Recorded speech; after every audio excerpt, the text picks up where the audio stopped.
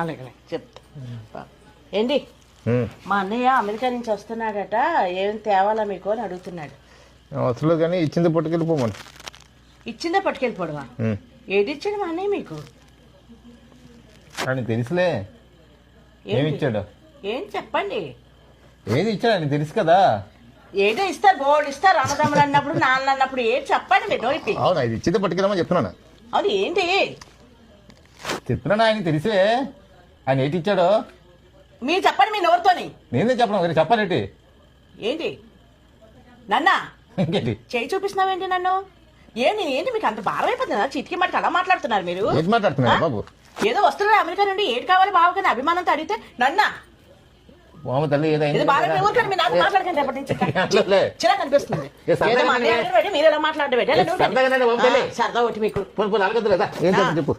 తీసుకెళ్ళండి. Shopping mall కొత్తగా పెట్టారు, చేరుకోండి. మాట్లాడండి.